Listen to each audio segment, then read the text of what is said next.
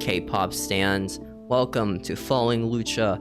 This is a podcast, not the podcast, a podcast where we talk about the lore and history of the hit TV show Lucha Underground, and then we talk about wrestling, of the events that happened of the week of the episode airing, and then this week's episode of wrestling news, and then I'm your host Steven, that's JC.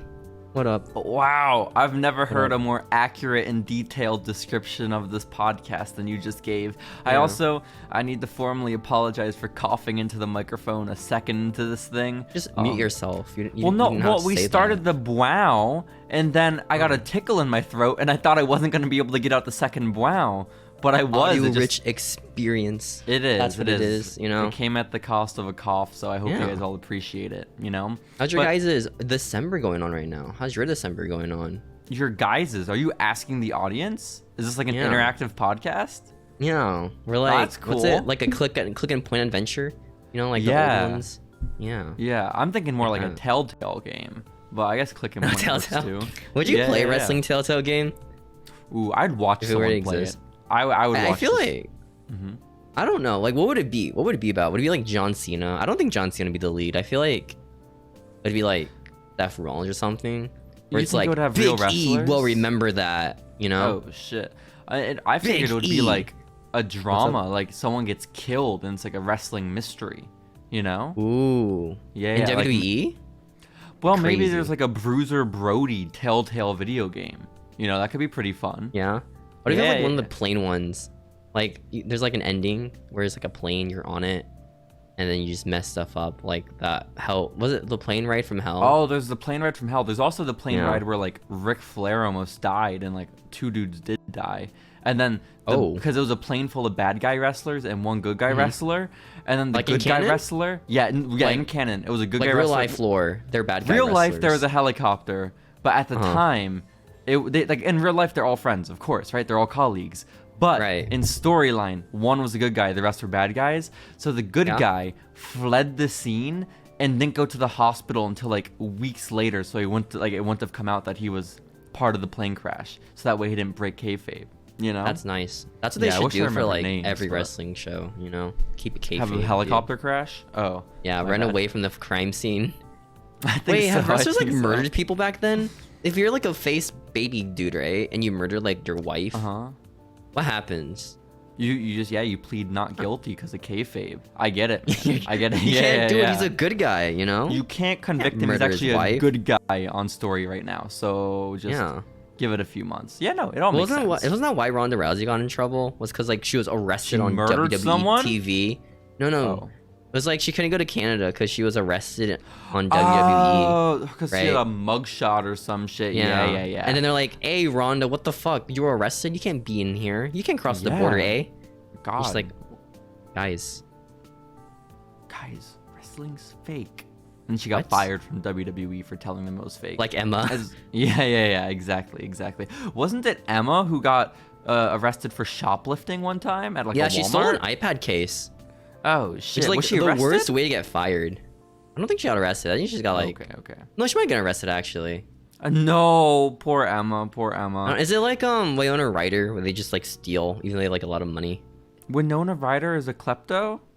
I think so. Isn't that why she like lost most of her career for like a bit? Oh, I have no clue. Like I had no clue. She lost part of her career. She lost her gig at Stranger Things because she couldn't stop stealing stuff? No. This is pre-Stranger Things. This is like post-90s.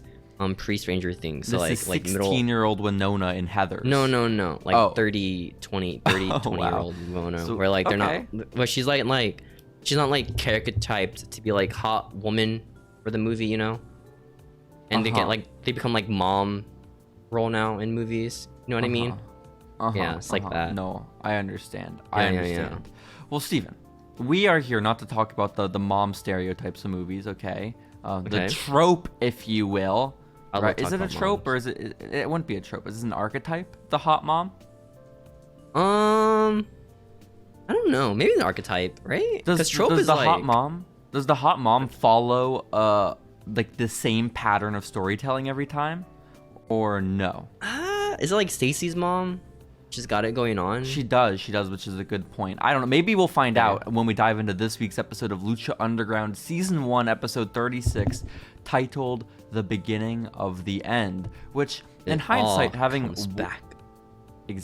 watched this entire episode now, the beginning of the end means nothing. I think it's just called that because we're getting close to Ultima Lucha.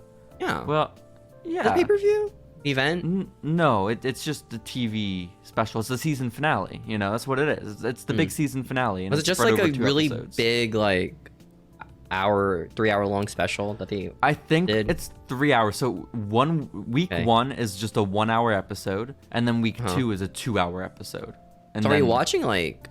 Oh, 2 hours is so long. I know, but it's all matches, which is good. So that fast forward button, that skip button, will be put to good use. You know. Yeah, guys, the best way to watch wrestling, don't watch it at its current speed. Watch it at 1.25 speed at least. At least, okay? And you can go up to 1.75, but when they start talking, you definitely don't want to be like at 2 or more, you know? You know how like some people say like wrestling is just anime but in real life, right? Yeah. Make it more anime, make it more fast paced, you know? Like, we don't want realism in it. Just make it like Kung Fu Bruce Lee movies, like Kill Bill, you know? Do that. That's what I do, Steven. I'm such a massive weeb. I put wrestling on 2 times speed, and I put on the Japanese commentary every time I watch it. It's awesome.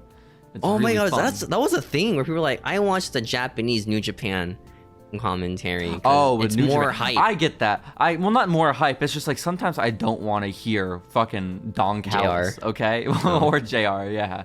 The only time I've really enjoyed New Japan commentary as when it was fucking like Matt Striker and Yoshitatsu. Okay, this is the only time of my life. Oh my god, speaking of Yoshitatsu, you ever seen like his like re-gimmick where he's like all dark and serious? He's like a mask WWE? on, like face paint. Yeah. Yeah, I had an action figure of it. I still have the action figure of it. Yeah, he has a ponytail. Did they ever change his theme song? Was it always just the little like Mario Oh theme? Shit, they had to have changed his theme song. It could not have been as upbeat and poppy. But that would be fucking awesome. He's just brooding, just like head down, walking I am Yoshitatsu. Like, your name is Yoshitatsu, you know? You can't do that gimmick, you know? Like, your name is Yoshi. Yeah, they could have changed it to just Tatsu. Tatsu could be an angry man. Tatsuwa. Yeah. Exactly. Tatsuwa. Oh well. Exactly. We'll talk about like Lucha Underground now. Yeah, Beginning of the End aired on July 15th of 2015. Yeah. And the recap for the episode, it goes over how Dario Cueto acquired 7 ancient Aztec medallions, and with them, he bought them with his massive amounts of wealth. Yeah, he found all 7 of them on eBay separately. And when they're all put together, these eBay purchases, they make the holder of all 7 medallions immortal. So that's what's being fought for at the moment, is immortality. And in addition to that, we get a reminder that Superfly beat Sexy Star clean a couple weeks ago, which is awesome. And also that Pentagon Jr. is going to set Vampiro on fire tonight. So a lot to look forward to, Steven. A lot to look forward to. It was a good episode. I think so. And the actual episode opens in Dario Cueto's office, as it often does. And his guest this time is maybe like a first for being in Dario's office. It's Pentagon Jr., Steven. Trying to politic his way, you know? Like, good for him. Well, no, he's not. Okay, I have a bone to pick with this segment. Because Pentagon Jr. is just sitting there silently. And Dario Cueto's like, well, Pentagon, you see, I only have 4 ancient Aztec medallions left. And tonight, I'm planning on giving out a few more. And I want to know, do you maybe want a shot at one of my medallions? And then Pentagon looks at Dario and he goes, and for the listening audience, he shakes his finger no, very sternly, okay? Like Sonic the Hedgehog. He's like, no, no. Exactly. And so he says he does not want an ancient Aztec medallion. But Dario says, Penta, you definitely want one of my medallions. I could even just give you one if you want it. Your master would be so impressed. I could just give you one, man. I have many of these. I don't have enough space in my room, dude. I only have 2 episodes of TV before the pay-per-view. Please just take one. I didn't plan this out, man, okay? Exactly. And so Pentagon says that he and his master, they don't give a shit about the 7th ancient Aztec medallions. He says, fuck those ancient Aztecians, dude. They suck. No, I was really worried where that statement was gonna go, and then it went to the place I was worried about, Steven. That's really... What? You said, fuck the Aztecs. That's so sad. The Aztecs would hate to hear that news. They would totally hate They me. would. Like, rip my heart out. They would do a lot of things to you, none of them pleasant. And so Pentagon says, if my master really wanted those medallions, Dario, I would have already broken your arm and taken them. Oh my god. I know. Holy Just a casual shit. threat to your boss, you know? It's pretty cool. Well, the thing is, it's like Pentagon, like they build him up as like this like super badass, no fucks given dude, right? Mm-hmm. But if you remember correctly, he was losing the sexy star in week 2. So. He loses every match in 3 moves is the thing. So like he's like paper, you know? You just like kiss him and he dies. No. That's just because he's shy though. That's just because he's shy. I mean, he is a weeb. He is. I forget sometimes. Pentagon says he doesn't want an Aztec medallion. He wants to fight Vampiro. Okay. And then not just Vampiro. I want to fight Ian. I really want to fight Ian. And then Dario's like, okay. And then Pentagon just like gets up to leave. So he's not politicking, bro. Like he came here just to like tell Dario. Dario was the one politicking. He's like, yo, I could like give you a bigger spot on the card. You'll get like this super powerful medal, where if you get all of them, like collect them all, you become this immortal being. And Pentagon's like, no, I just want to beat up some old dude. Immortality sounds miserable. Being alive forever, no peace, no sleep. What are you gonna do? Ever? You know? Exactly. It was a very, very existential segment. And then to end it off, as Pentagon's leaving, Dario stops him at the door and he says, Penta, when is it that I'll actually be able to meet your master? And then so no, Pentagon does not say soon. Pentagon says the master will reveal himself when Pentagon Jr. has shown that he's worthy of seeing his master. So who could it be? I don't know, but I think that gives us confirmation that Pentagon hasn't even seen his master. You know? Could it be formerly released WWE superstars Yoshitatsu?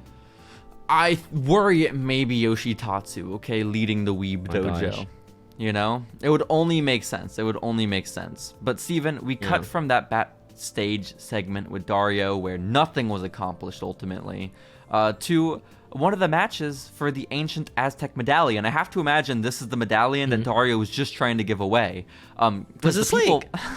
Did they explain why they're just giving so many medals away? Because like they hyped up the medal things, right? But they did it like every month, like at least once a month. It was a big deal. It was a big deal. Yeah. And now like this entire episode just shit. We have like 5 medals left.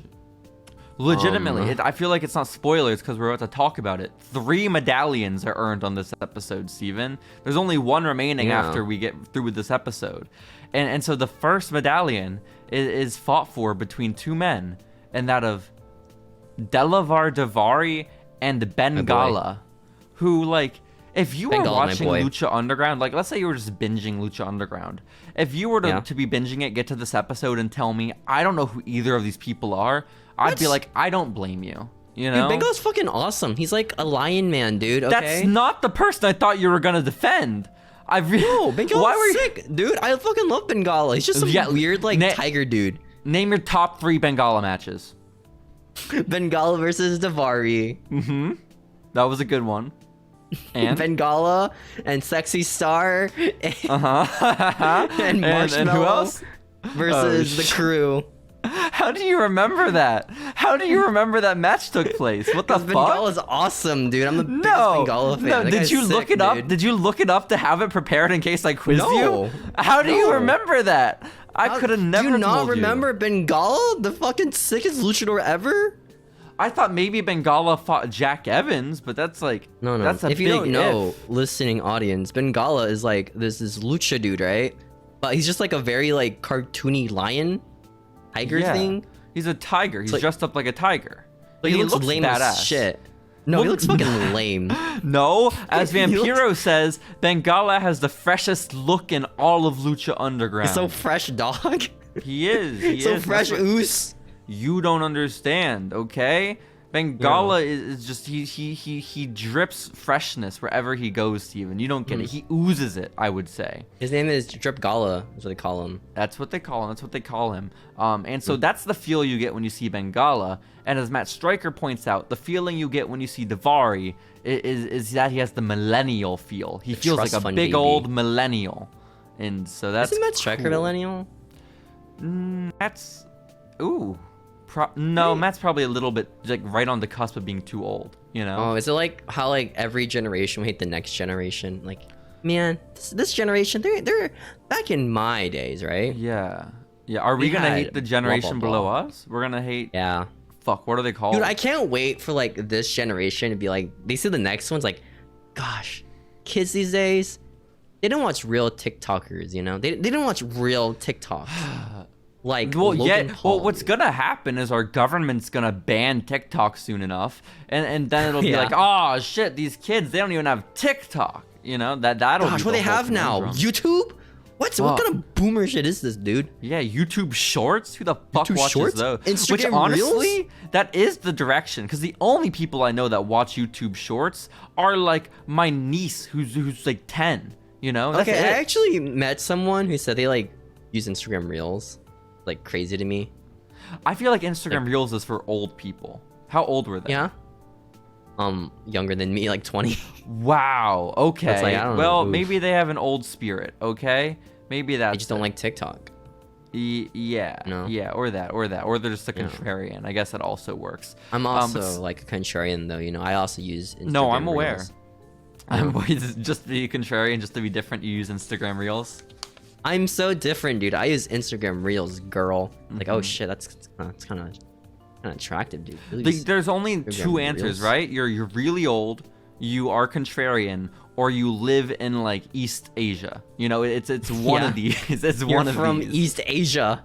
Exactly. You're from China. Wait, I don't think they have Instagram in China actually. Ooh, I have no clue. I have no clue. What I do have a clue about, Steven, is that Daivari is accompanied to the ring for this match by Big Rick, who again, oh my gosh, the biggest fall from grace, but I was thinking about it a little bit. Big Rick's fall from grace is within character, because it's not like he's ever claimed to really want fall anything. From grace. It is. He went from the main event. He's like a clout money chaser, dude. Like, well, exactly. Who has the most money he'll work for? Yeah. It's a fall from grace in the sense of wrestling, right? In the sense of his wrestling career, but he's really doing quite well as far as his goals are concerned. He doesn't give a shit about his wrestling career because he's pursuing money. Exactly, and so he's kind of killing it, I guess. And he gets involved in this match by like knocking Bengala off the top ropes, which is cool. And then at the end of the match, he goes to clothesline Bengala when Daivari throws Bengala into him. But the little Tiger Man reverses it and sends Daivari into Big Rick, and Big Rick accidentally clotheslines his boss, setting up Bengala for the win. 1, 2, 3. Bengala's on his path to immortality. You don't want to be immortal. Yeah, you don't. You're you the don't Tiger want him to be every immortal? year, What baby. the fuck? Hell yeah, Bengala, baby. I love like the medals yeah. where it's like supposed to be like this like huge thing, like I guess have a gimmick, right? Like the first one was like won by Ray Phoenix, you know, who like beat like some dead man and like 20 other people, right? Steven. And we've been like declining. It has been declining in prestige.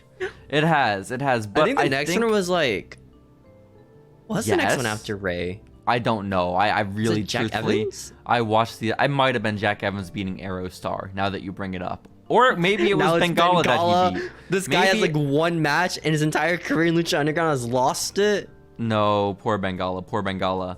What I was gonna say, Steven, that I was just knocked to the ground, that I was just floored by, is the fact that you called them medals, and in that moment I realized I think medals is short for medallions. That's crazy. You don't know that? No, I'd never put it together. Who the fuck uses the word medallion in the year of our Lord?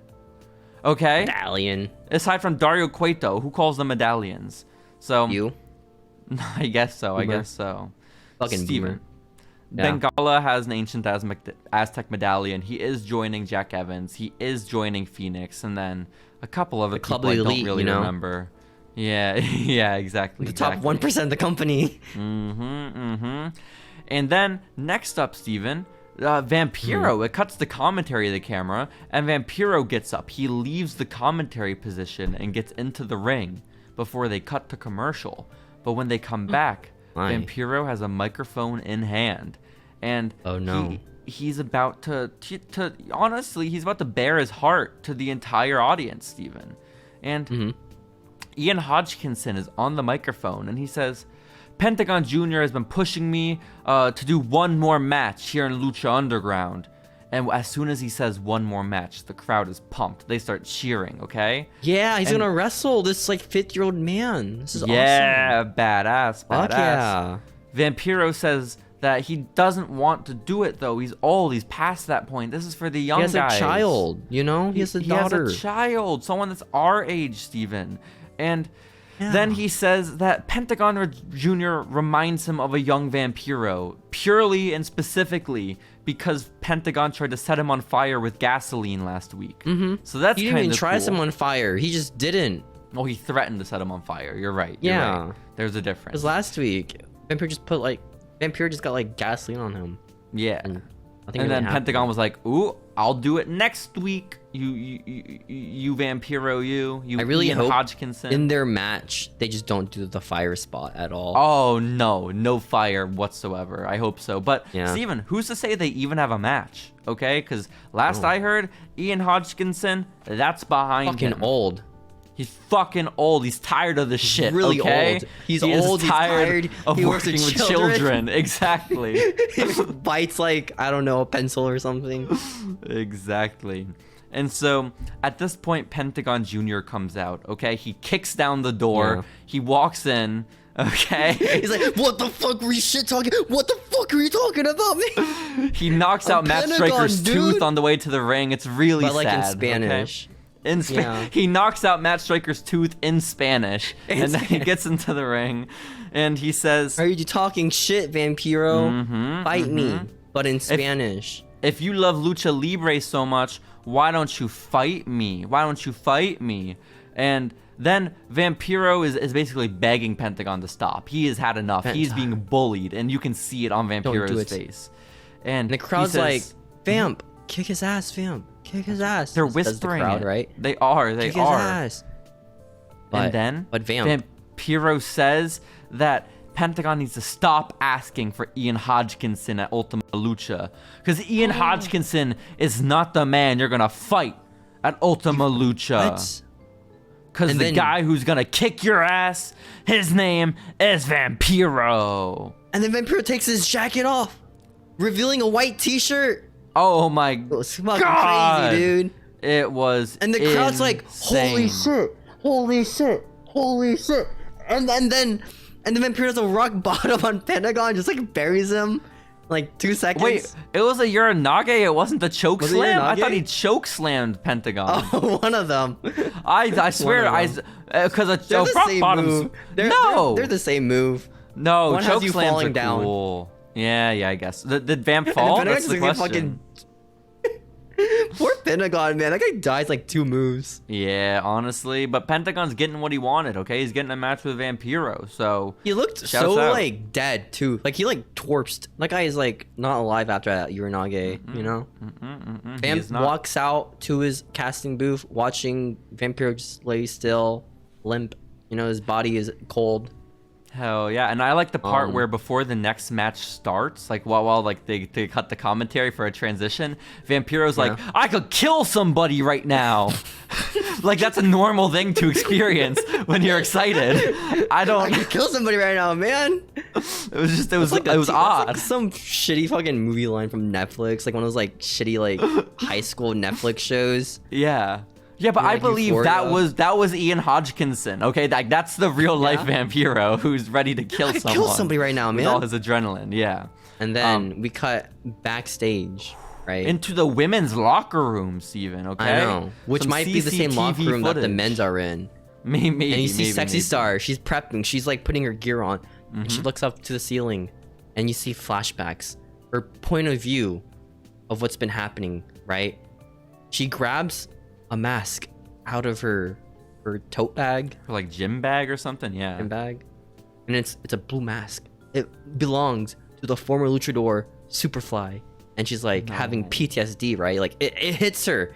She's getting visions of demasking Superfly. Yeah, I'm glad to know she's only feeling guilty now that he beat her. Okay, I'm glad to know that. This is like the only time she's shown like any care about this, by the way. Well, like, it would show weakness for such a dude. strong female character to care about a man. That would be embarrassing, Steven. Honestly. Okay. And then, she walks out of the bathroom and that was it. It was a quick ass segment. Like she just looked at the mask and left. It was kind of weird. And then we cut to the match, Steven. We cut to another match for an ancient Aztec medallion. This one between King Cuerno and Killshot. And this sounds like a really sick match, no? I think Was so. it sick though? Was it sick? I mean, it was fine. It started out with a bunch of chops, which was cool.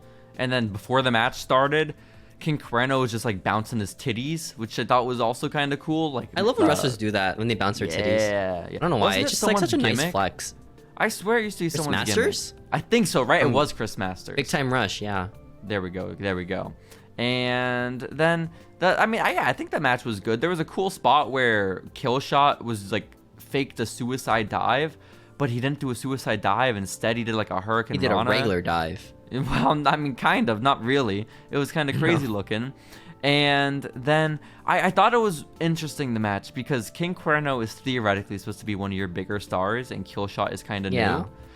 But it was really 50-50. So you think like, oh no, is it gonna lower King Cuerno's stock? Like if we hold our suspension of disbelief and think that this company cares about King Cuerno's credibility. Has won like 0 like singles matches in his career and like 1 multi-man match. Whereas King Cuerno has won single matches exclusively against Drago.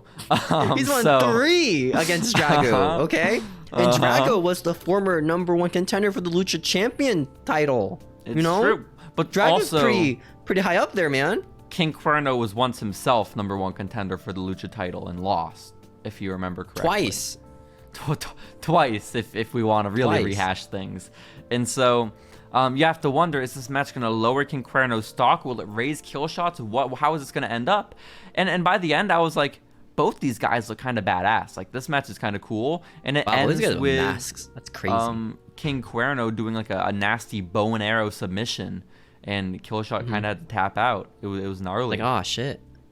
Yeah. It's too hurt, you know? His back was going to break. He said, this is nothing. And now Cuerno has joined the club of the elite members of Lucha Underground. Let's go. That really shows. Jack Evans. Angle. Yep. Name them, Steven. Keep going. Who's left? That's it. I think that's all it actually. No, I swear there's one more. Isn't there? Shit. I don't know. Is there? I don't know either. But it really shows you the view that this. Maybe it is the Mac. I think it might be that this company has. Of fucking King Cuerno, that they're like, here's one of our stars. We have our big pay-per-view for the year. Where do we put him? Oh, maybe in the match with Jack Evans. You know, like that. Yeah. This is so sad. He's like the Dolph Ziggler of the company. He really is. He honestly is. But Steven, I want to talk about a little bit of house cleaning from last week's episode of Following Lucha, because we talked about how Brian Cage fought the Mac, but it struck me just like midway through the week. I was at work. And I just had like a terrifying realization. I don't think we ever mentioned who won that match. I think we just got distracted. Nobody won. Yeah. Nobody won the match, guys. Which I think, did the Mac win with a roll-up? This happened to me too when I was like doing my life like dailies, right? Yeah. And then for Thanksgiving, I bought like a meal. And it was like turkey, mashed potatoes, bread, right? And like biscuit, right? Yeah. A week later after Thanksgiving, I thought about it. I forgot my biscuit. About your Thanksgiving food. It really sucks. It was like $150. I thought you were about to describe a way weirder coincidence where you also randomly remembered we didn't discuss the winner of the Mac versus Brian Cage. But I guess whatever your match. I don't even know what biscuit is. Is that a soup? Like soup. Yeah, it's soup. Oh my god. Oh, you mean bisque? Bisque. Tomato bisque, Steven. It's bisque. Steven, Biscuit sounds cooler though. Steven. That's what they call it. There's like an anime character. His name is Biscuit. I call it Biscuit. What kind of soup was it? I don't know actually. Cause like you can't just say like, oh, I got some soup and not know what kind it was. Like, well, isn't that just people like order a type of soup? No, because like again, there's tomato bisque. Tomato bisque is just tomato soup. Maybe it's like waterier. I don't know. But was it tomato? Did it taste like tomato soup? I wouldn't know. I didn't eat it. They forgot my order of soup. That's a great point. How am I supposed to answer this question, dude?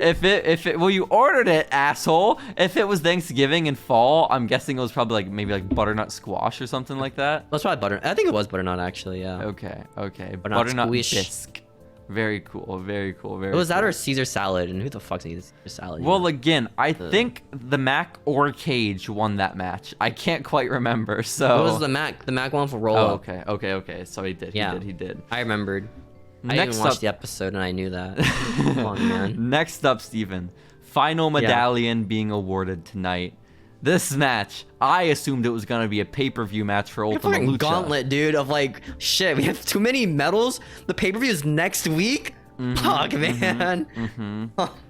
And so we get this, it's very high stakes. This match is months in the making. It is Superfly versus Sexy Star. Oh my god. Okay? The crowd and Steven, goes wild. how do you feel? Because if I'm Superfly, I am pissed. I've now been knocked off. This has been months of build-up, right? It all started when Sexy Star was forced in a position, right, where she had to fight for her career against Superfly, right? And it was a hard-fought battle. Sexy Star beat Superfly, saved her career, but unfortunately, she lost her friend Superfly when she unmasked him, right? And then Superfly got his arm broken by Pentagon Jr. And then he re-upped it in Mexico, and Sexy Star never checked on him, if you remember correctly. And then Superfly went to the hospital, right? In Mexico. He couldn't afford the No American one visited him in the hospital. Sexy Star, she was asked, how do you feel about Superfly? Have you seen him? And she's like, who? Superfly. That's so hurtful. She would And then weeks later, like that. It's Pentagon, right? Versus Sexy Star, I think. And then who comes out during the match or after Abrupt segment? Superfly. Wow. New attitude, a new look, a new face paint. Very cool face paint. And he does like a backstabber, I don't fucking know. Hell he does a backstabber on Sexy Fly. Hell yeah, Sexy Fly, that's the name of their kid. Awesome. That's real cool, Why man. would Superfly do this? Why would he betray Sexy Star? And then Vampiro interviews Superfly. And Vampiro's like, yo, why the fuck did you beat up Sexy Star, dude? Superfly's like, because she's like a C word, you know, she kind of sucks. Wait, but I just thought, what if they teamed up together and they were called Sexy and Fly? You know? That'd be awesome, man. Yeah, Super that'd sexy. be dope. Exactly. And then last week, Superfly just beats Sexy Star. Like, clean. That's the build-up. Yeah.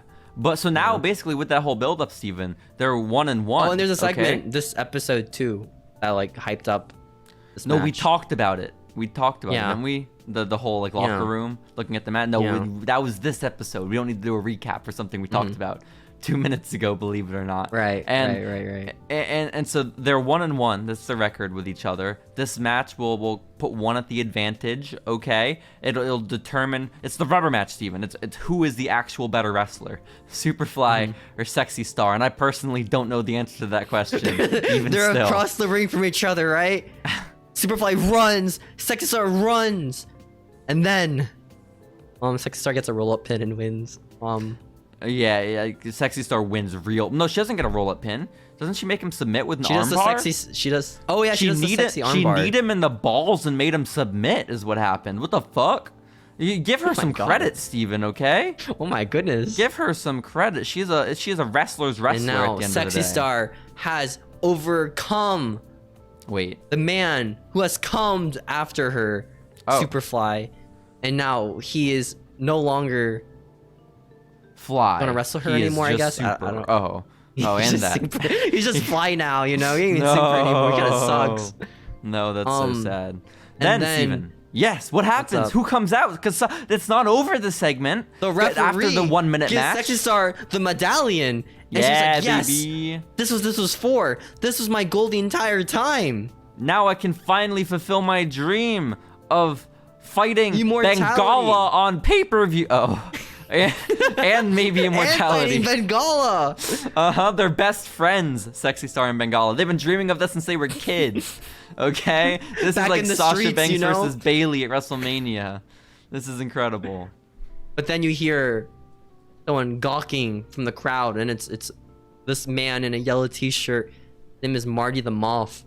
Martinez. He's like, yo, look at that. You see that metal? There's a moth in that metal. I'm a moth man. Fight me, bitch. Well, he says, does he say that? I don't know. He says, can I please see your medallion, Sexy Star? And then he just takes it from her. And then he says that it belonged to his ancestors, and he would really like the opportunity to fight Sexy Star for the opportunity to bring it back to his ancestors, which is kind of fair, you know. Dario Cueto just like scalped this thing online, you it's know. about his legacy, you know, Marty the Moth. Yeah. And so Sexy Star she's looking to the crowd to see what she should do. She's not sure yet. Do I want to wrestle? I won one match. Do I want to risk another match? She won one match already. She like had no damage done to her. She's a fresh competitor, and so she's like, you know what? She didn't break a sweat. You know, she did not. Walked like 2 meters. She did not Not break even a 2 sweat. meters, like 1 meter. And so Sexy Star accepts the gauntlet laid down by Marty the Moth, and we have a match on our hands. Okay, 4. So I guess technically we have 4 matches this episode for Ancient Aztec Medallions. And the match wasn't necessarily a layup for Sexy. Like, there was some back and forth.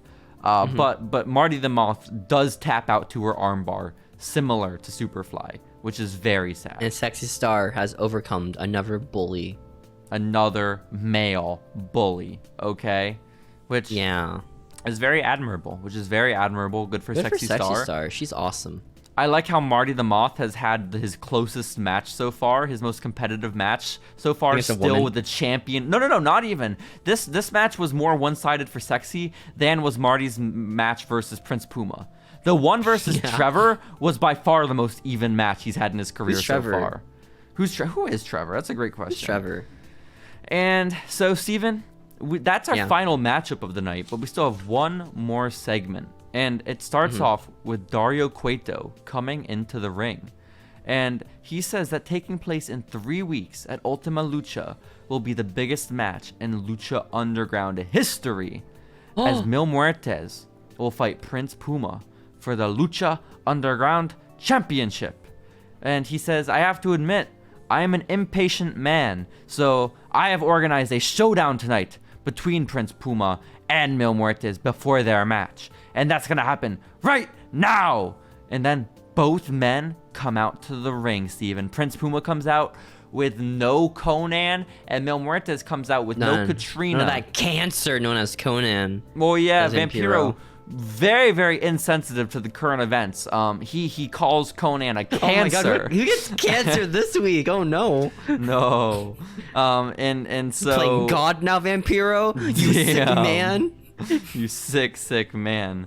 And then Katrina, believe it or not, Steven, while she didn't accompany Mil to the ring for the showdown, as Trevor and Ricky look at each other in the eyes, Katrina makes her way out to the arena anyways, and she stands at the top of the stairs. And then Dario Cueto sees her, and like Dario starts panicking for some reason, and maybe it's because Katrina almost strangled him one time. It's because she was like fucking choked him to death, you know? That's true. With her legs. With her legs on his desk. I wouldn't fine with that. It was an odd segment. Maybe he wanted more, you know?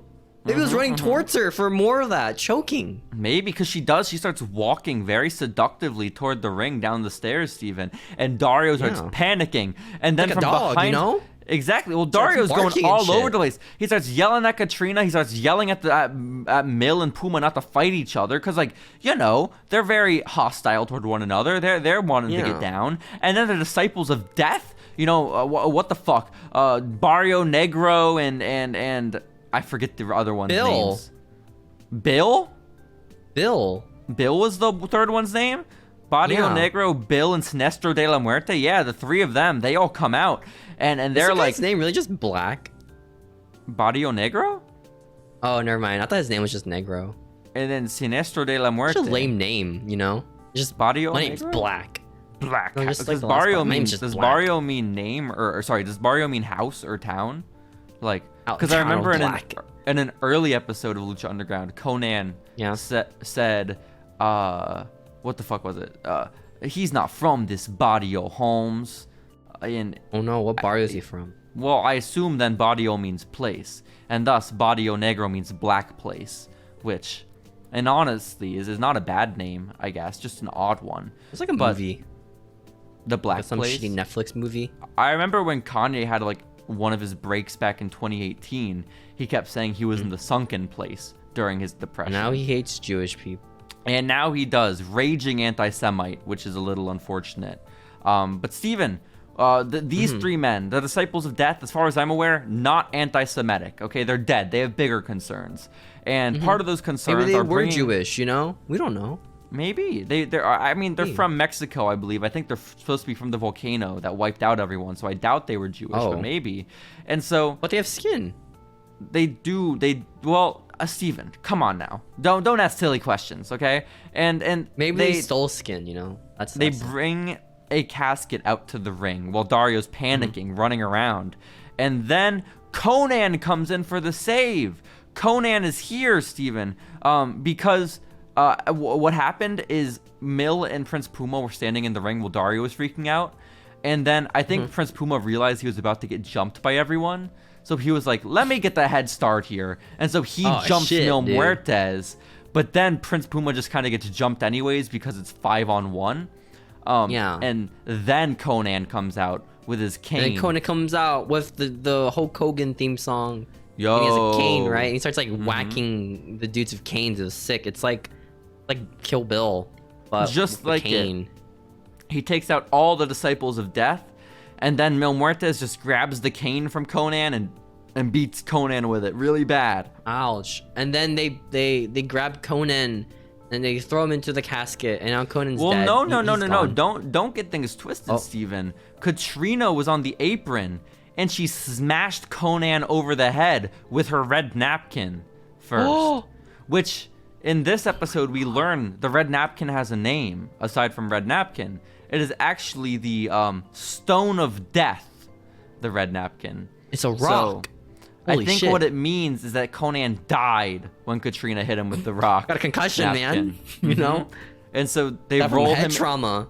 It's like that kid from, was it Lord of the Flies? And the kid gets like decked by a rock and just like dies. Like that kid. Poor Piggy, poor Piggy. Well, yeah. You seen the movie version of that? No. Yeah, it gets like hit by like the giant boulder. Like, ow. Shit. That's unfortunate. This fucking sucks, dude. Well, Steven, Konnan gets rolled into the casket, okay, after having his head bludgeoned with a napkin. And Prince Puma is being forced by Mil Muertes to watch the carnage as Konnan is gently placed in the casket and then has it closed on him. Watching his mentor die in front of him. And then the episode ends with Mil Muertes standing tall with a cane and a championship in his hand, despite neither belonging to him. You know? A sign of what's to come. Cut away. Black. Whoa. Really? It's just Barrio Negro, full screen. Oh, shit. It's just his face. It's like a jump scare. He's like, spooky skeleton man. And then that's how the episode ends. You're right, Steven. So, how did you feel about this episode? All told, the beginning of the end was not a horrible episode. A lot happened. It was very match heavy, and only one of the matches was really that good. But it went by quickly. Like 2 matches, you know? No, there were 4. There were actually matches. Well, that's a good point. And even the fucking Delavar Davari one was a quick ass match too. You know, and that was also only a couple minutes. So there was really only one match on this card, and then Ian Hodgkinson saying he wants to kill someone. So that was enough for me to say this was a stellar episode of Lucha Underground. A lot of lore in this. We learned that Davari, millennial. Is a millennial. We learned that Bengala and Sexy Star are childhood friends who are living out a dream right now, which is really touching. You know, I hope they talk about that on commentary. And I think that's about it, Steven. So that was the beginning of the end, episode 36. Next episode is our final one before all the Ultima Lucha talk that we'll have to be doing. So, yeah, we're really close to wrapping up season 1. How does that make you feel? Wow. Ready for not to finish season 1 this year? We're not? No. I mean, Christmas special soon. No. Unfortunate. It's going to break the pacing of these episodes. That's so sad. That's so sad. It's going to be so confusing for the listening audience. But it's okay, Steven. It's okay. Because at the end of the day, everyone watches this podcast for one thing and one thing only. And that's the week of segment. So let's yeah, baby. Let's get to it, okay?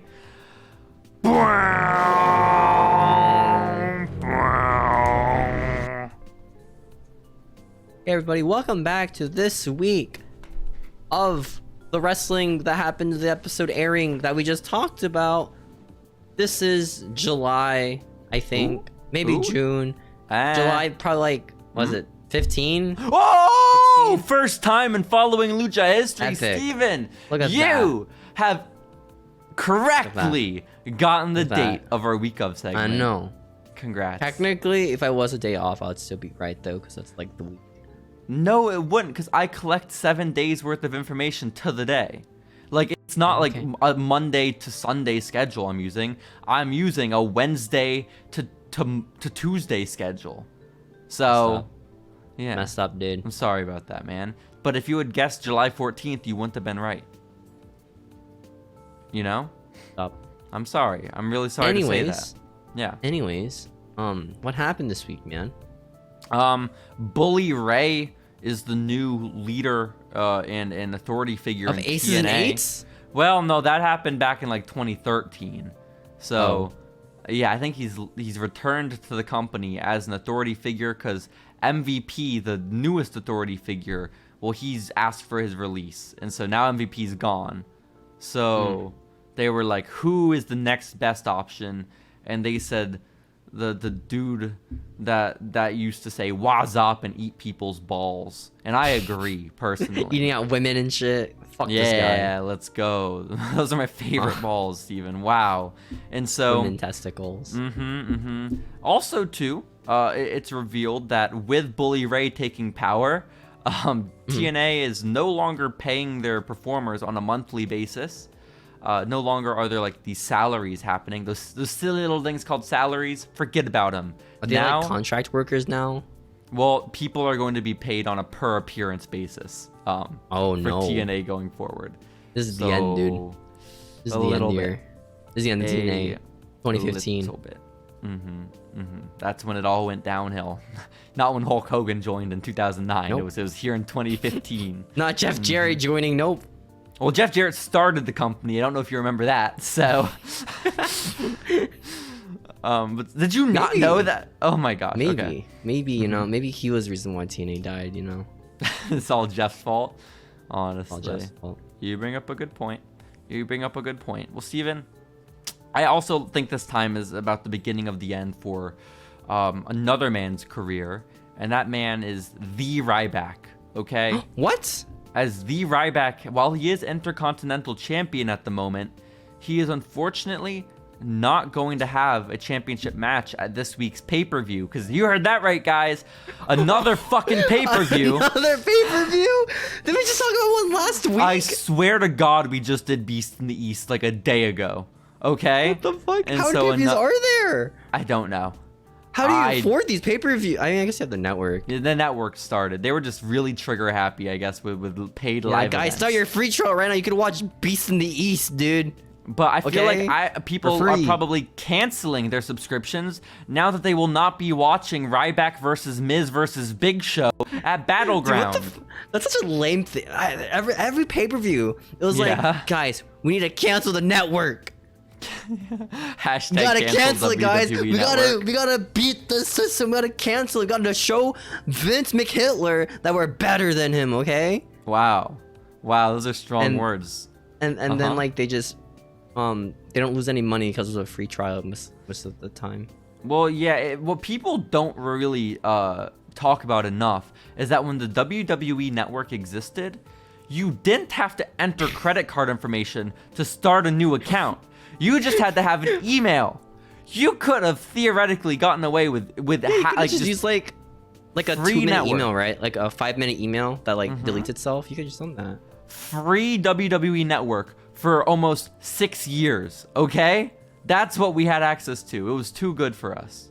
But no, it's fine. No. It's whatever, Steven. It's whatever. But no, Ryback is out, actually, ironically enough, with a staph infection. And that's why he can't fight. I know. Poor big guy. Now he's a big staph on him. Mm-hmm. He does. Sucks. Massive. The doctors prescribed him a couple of Z-Packs, and he's bedridden, Steven. It's really sad. It's really very sad. I know. Unfortunate. I know. And what's maybe even more unfortunate than the passing of Ryback is that, do you remember how a couple weeks ago I mentioned to you that Kurt Angle had surgery to remove like a benign tumor or like cyst, right? Yeah. Did he die? Kurt Angle is thankfully still with us. He's still alive. And the only thing is, his surgery to remove the benign tumor had complications, and it actually caused a bunch of fluid to build up on his spine, and he was no longer able to breathe or feel his fingers or toes. And so he was rushed to the hospital for like emergency surgery, and is now recovering from that. So shouts out to Kurt Angle. Bad decade, you know. I know, honestly. Like his wife divorced him for some other dude. It's like, oh, poor guy. It's all worth it because it culminates with him replacing Roman Reigns at that one TLC pay-per-view where the main event wasn't even a TLC match. Okay, that's triple threat. No, it wasn't a triple threat. It was a fucking. It was 5 on 3. 6-man, right? It was 5 on 3. Oh my god. With no. How do you lose that? They just used tables, ladders, and chairs, but there was no nothing was hanging in the balance. It was a match. Shit. It was an shit. Extreme match. An extreme match. They released a ringside exclusive of Kurt Angle in his Shield gear, and it's awesome. Okay. Oh my gosh, it's just him in a Roman Reigns vest. It is actually. It actually is. Great. And so, Steven. Wait, his wife left him? Yeah. For who? I don't remember. Was she cheating on him? I don't remember. Aw. That's so I'm not sad. a Kurt Angle expert like you, man. Unless he was cheating. If he was cheating, then I don't feel as bad. But if she was cheating, then I feel terrible. You feel bad for what's that guy's name? Bray Wyatt. And he cheated on his wife. No. Oh. Carl Anderson. Carl Anderson cheated on him? Anderson. Mr. Cheated on my Asian wife. No, not Mr. Cheat on my Asian wife. That's so sad. But he would never cheat on his non-Asian wife, which is the good news. That is the moral of the story. And Steven, basically Kurt Angle, I think he ends up fine. You know, he's wrestling in a couple years. Maybe. I don't think so. Oh, sounds shit. really bad. The way you're wording it right now. If you ever listen to Kurt Angle do a promo past 2010, things get a little rocky.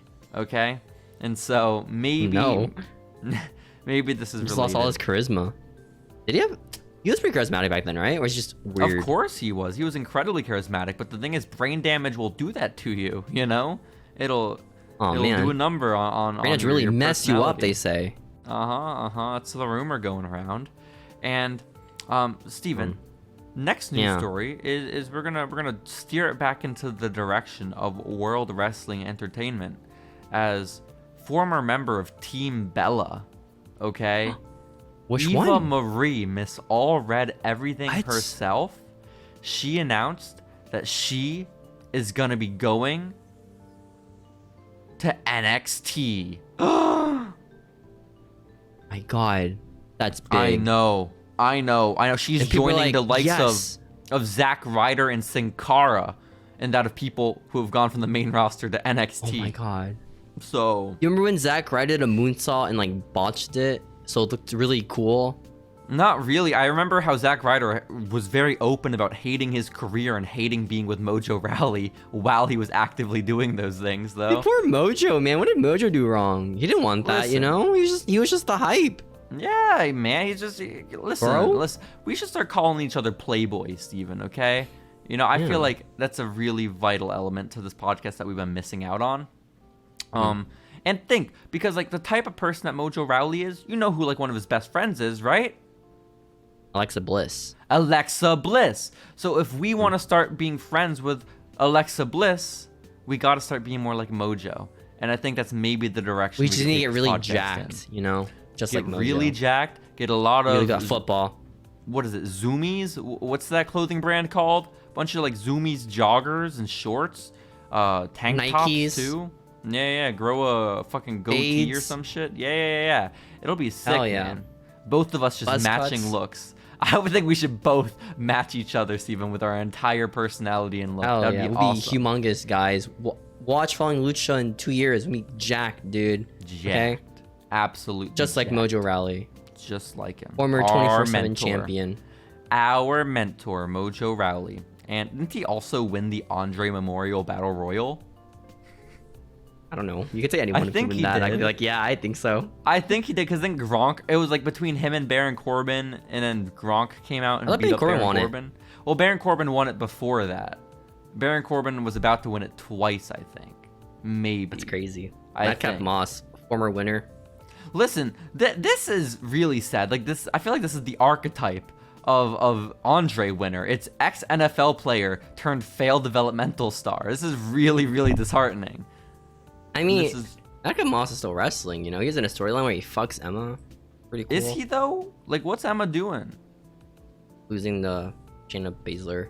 Oh, shit. That happens to the best of us, to be honest, though. Never Eva Marie, on though. TV. Oh, that's fun. Eva Marie, as far as I'm aware, is not kissing Do the crowd care about Emma, who they haven't seen in like 20 years, maybe ever? Well, don't you remember all the storylines we were wanting to see unfold before she left the company? All those long-awaited and anticipated matches, like Emma versus...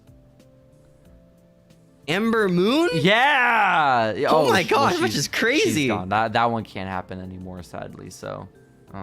that's a little tough. But Steven, Eva Marie's going back to NXT. Or not even going back. She's going there to begin with. Because she just went straight from Total Divas to the main roster. Similar to JoJo, speaking of. And they actually... Do you remember how JoJo debuted, Steven? She's just on like Total Divas. Like, I want to be in this show. We're training to become a wrestler. She and Eva Marie were brought on to Total Divas as just like non-wrestlers to be part of the show, and then they became, which is like the weirdest thing. And why did they only do it season 1? Why didn't they also introduce 2 newbies season 2? I think they want to they weren't like too high up on the idea of divas. Like, all right, we'll get our model people, you know, our hot models. Because I think they added Mandy Rose too to the show before she was even on the main roster. Like, she went from Tough Enough straight to Total Divas. You know? Yeah, good for Mandy her. Rose is doing so good right now, by the way. Oh my gosh, it's crazy. It took like, some 10 years? Dude on Twitter saying she has a better V-trigger than Kenny Omega. And I was like, yeah, sure, I could believe that. I could believe that, dude, you know? But the thing is, the move she did in the post wasn't even the V-trigger. Wasn't a V-trigger. It was the knee. Daniel Bryan's move. It was the Busaiku knee, yeah. So I don't... the Bukkake? The Bukkake, exactly, Steven. And so, I don't know what's going on there. The knee that beat John Cena. All this, though, is just, it's bound to culminate in Eva Marie's wardrobe malfunction when she fought in Austin or San Antonio that one time. And I was there in person for it. And we thought it was real because we didn't have commentary being like, oh my god! Oh, wardrobe malfunction. Well, Her bra exploded. That was crazy. But then she ran away to the back, and we were like, "Oh, this was probably choreographed." It's not like Rosa Mendez, you know, where her ass cheeks all out, all over the place. That poor caster, dude. Like, imagine casting the match, right? And you see Rosa Mendez's butt cheeks. It's like, oh my gosh, what do you say then? You mean the booker? No, the commentators. Oh, bro. Yeah. Like, okay. Commentating. Like what, Michael? It's not Michael Cole. He's on main event. Who the fuck's casting main event? Probably like Josh Matthews and Percy Watson. I don't know, man. Percy Watson. Oh my gosh, that guy's crazy cool. Hell yeah. What was his thing in NXT? What was it? Mr. Showtime. Percy Watson. That's what he was. Showtime. And he wore sports goggles, which was pretty cool. But Steven, we also have this week not only Eva Marie being announced to go to NXT, but also an international superstar is going to be going to NXT for one night only. Do you remember who that international superstar is? Is it the Liger? It is Jushin Thunder Liger, the father of Bengala, in often ignored fact. Is that real? In this wrestling. No, not even a little bit. So they're like different ethnicities. Very different ethnicities. And so Jushin Thunder Liger was announced for TakeOver Brooklyn, which will be coming up next month in August of 2015. And so we have that to look forward to. Was this back when NXT was like really weird, where it's like they get like some random indie dude for like a night?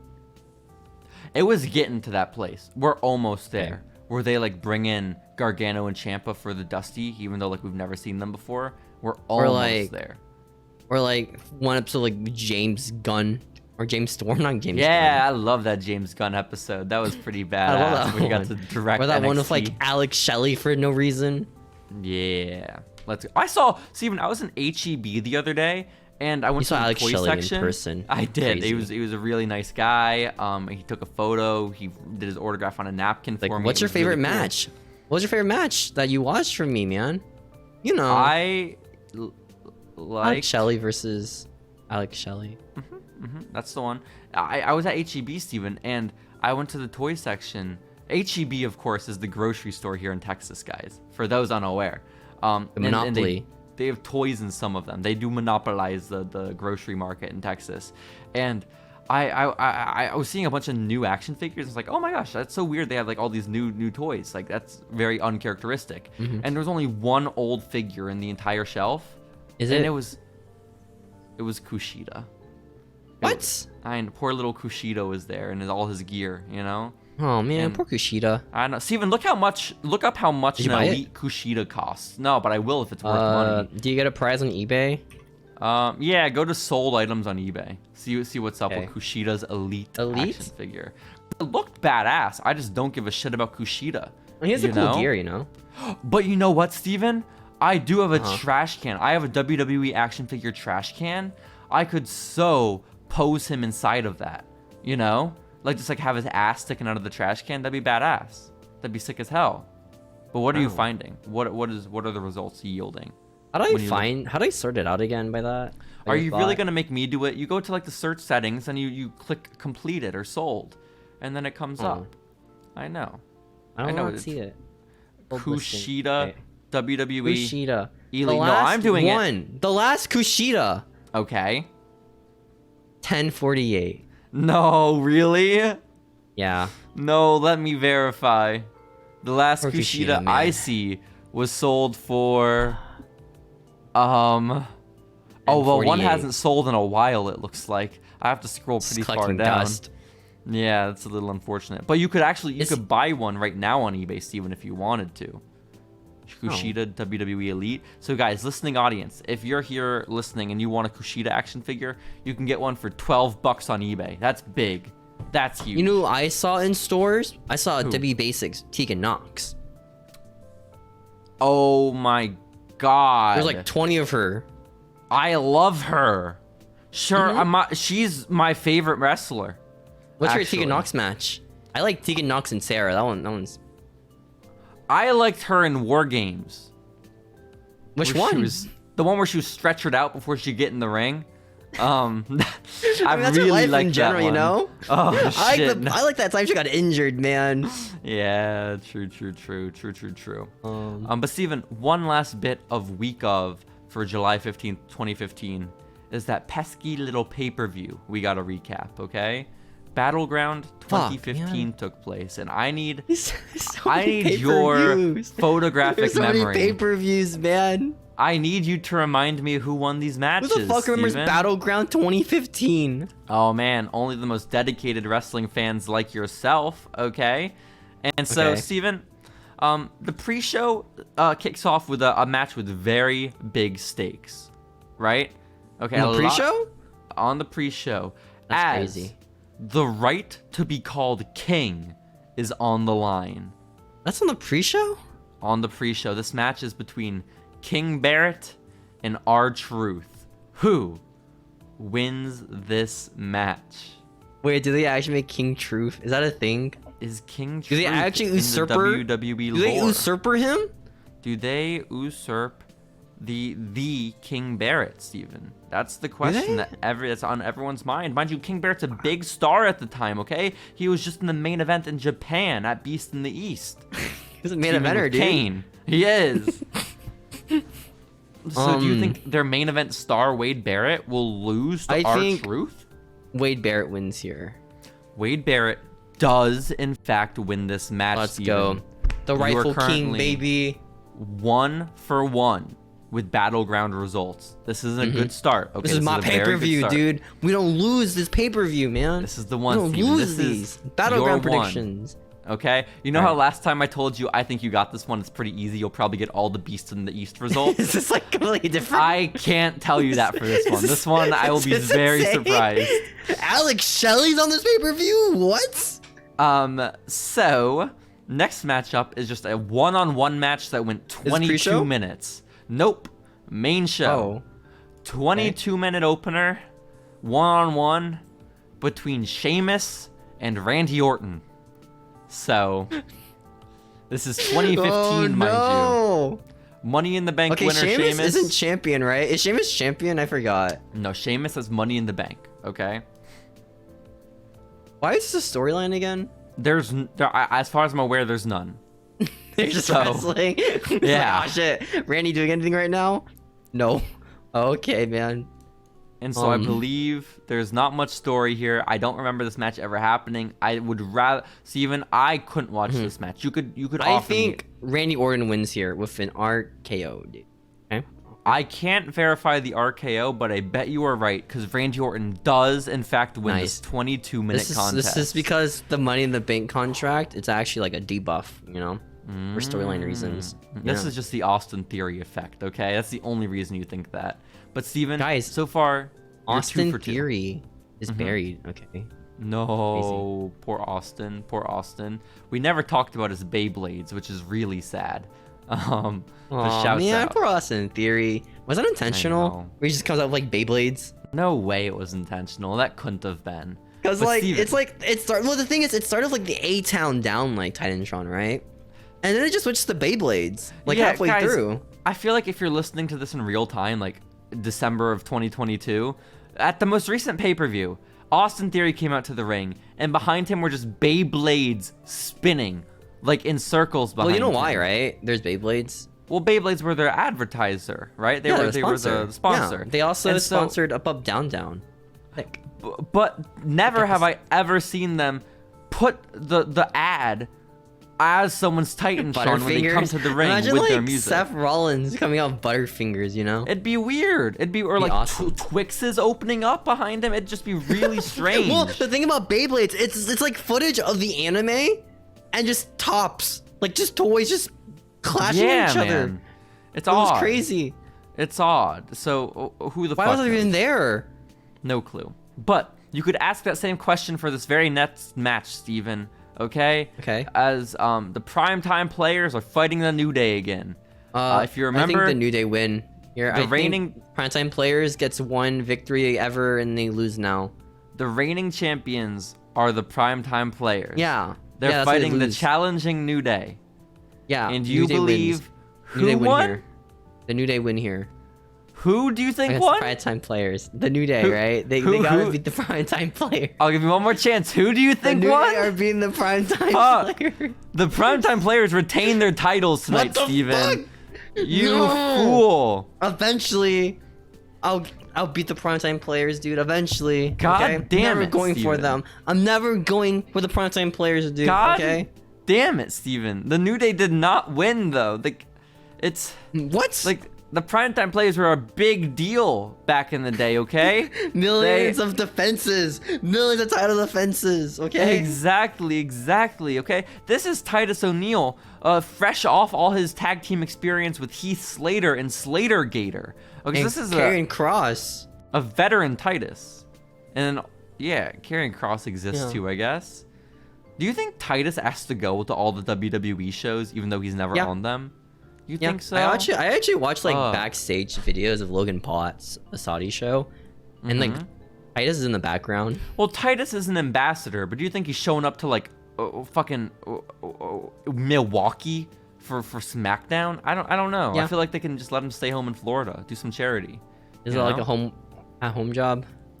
Yeah, I would hope so. Yeah. I would hope so. But next up, Steven, this match also just one-on-one, no title, no consequences.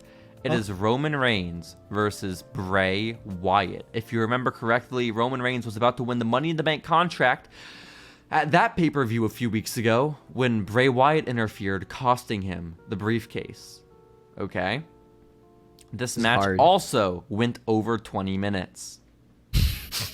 So... that sucks so much. Uh-huh. Why this match is 20 minutes long? Because they fucking had to make up for time with no Ryback on the card, okay? Shit, man. Randy, you're going overtime. Yeah. All right. So, it's Roman Reigns, right? Because Bray Wyatt never wins.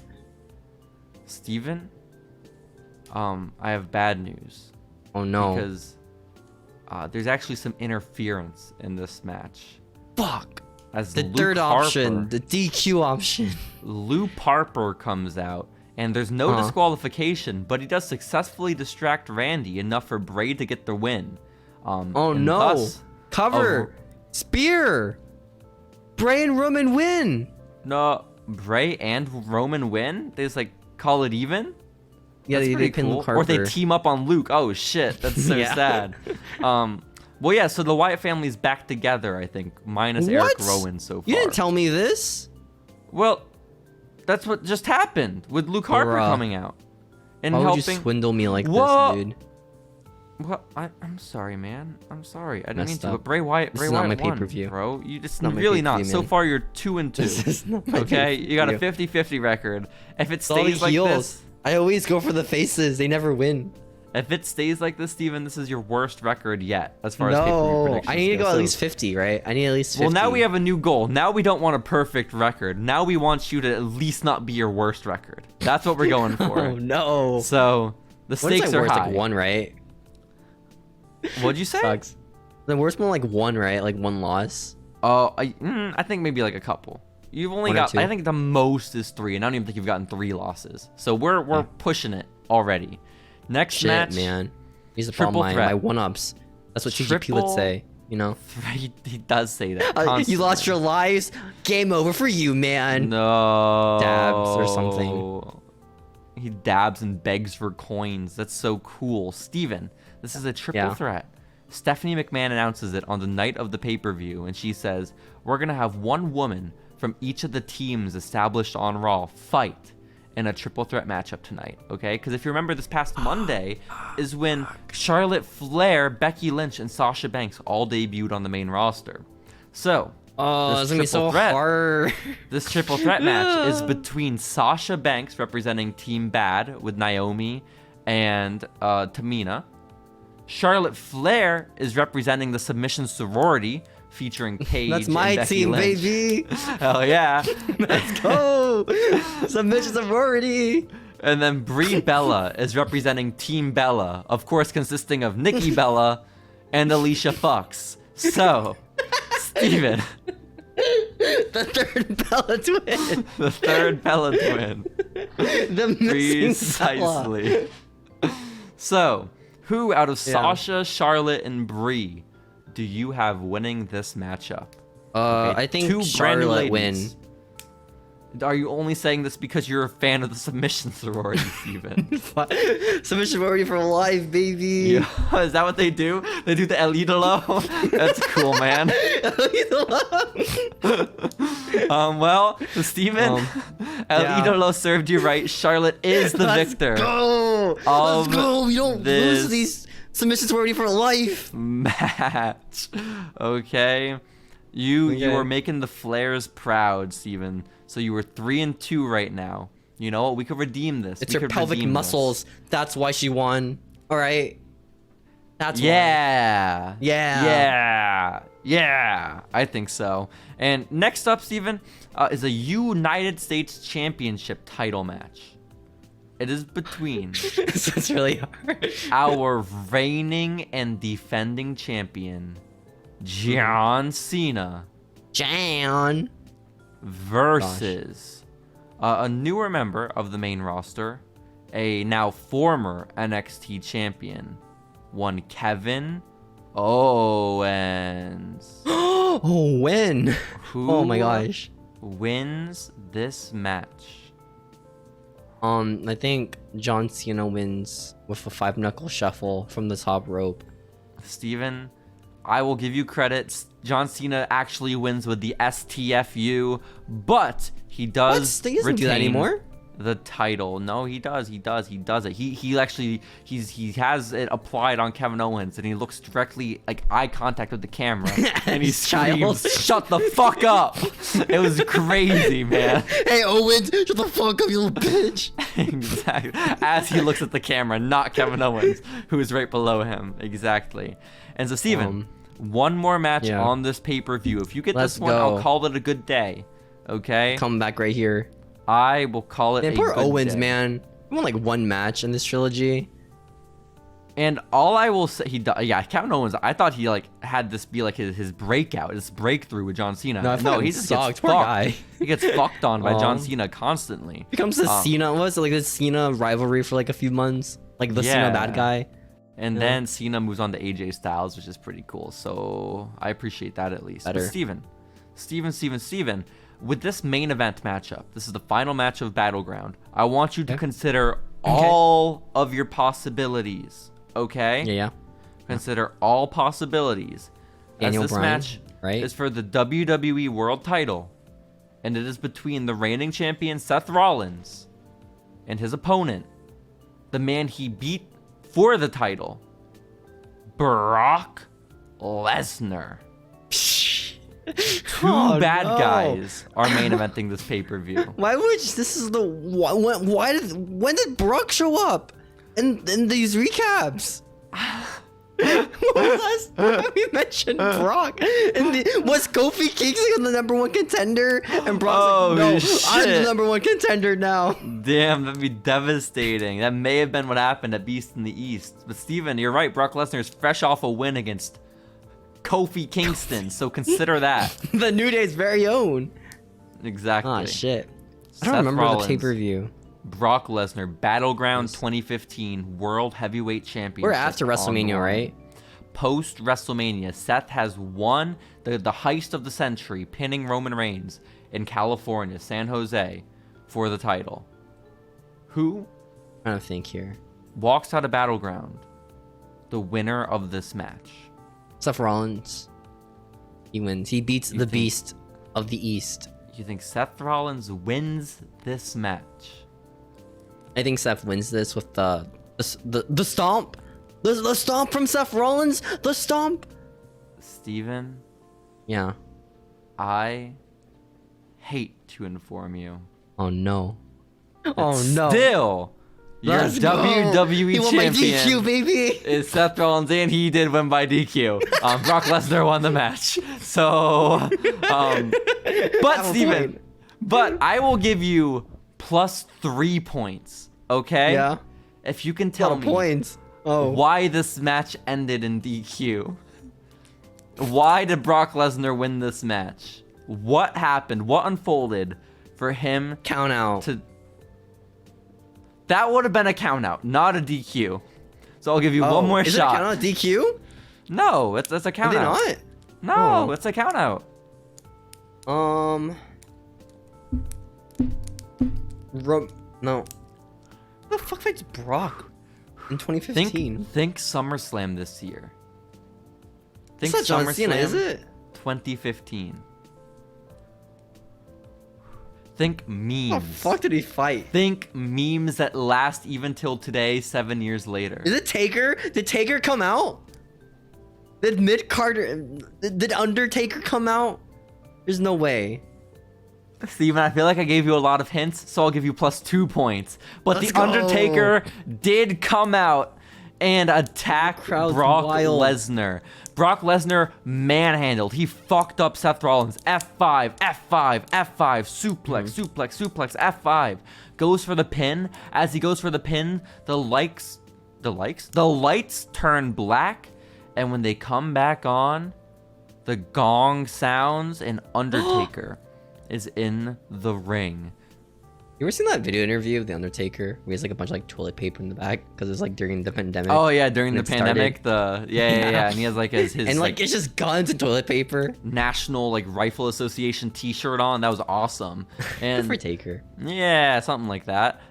Taker came out, beat up Brock Lesnar, setting up the main event for SummerSlam. Brock versus Taker 2. Okay, their first rematch since defeating the Streak at WrestleMania 30.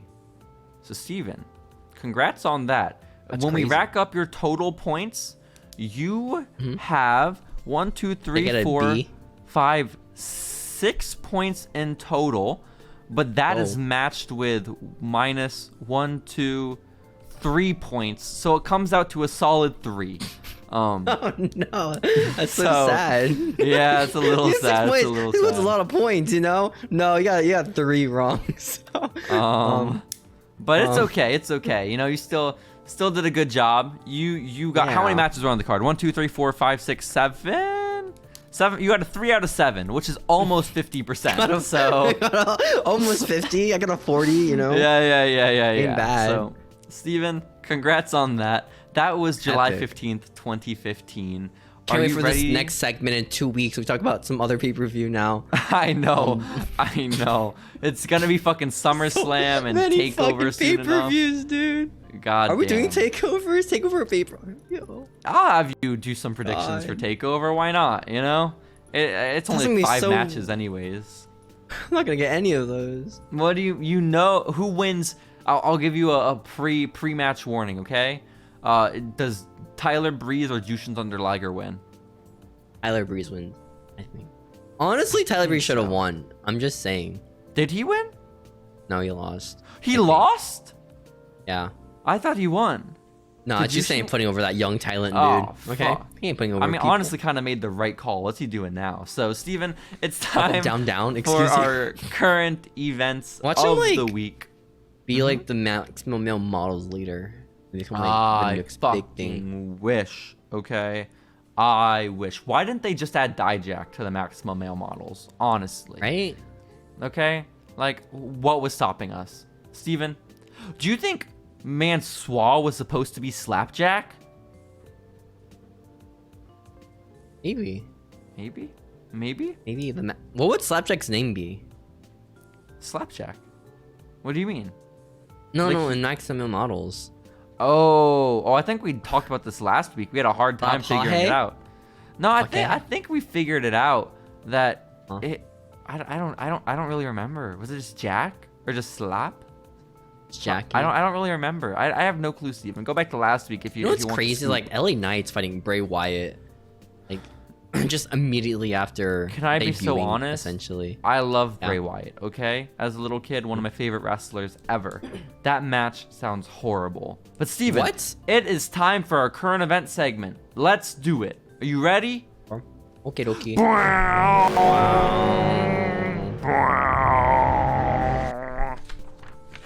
Hello. Steven.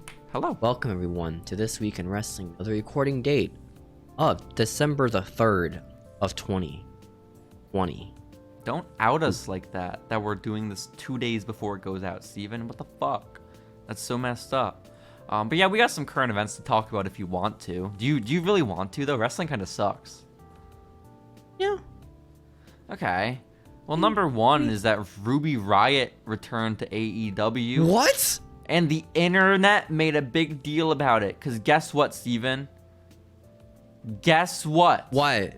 Ruby Riott has a new nose. She got a nose job.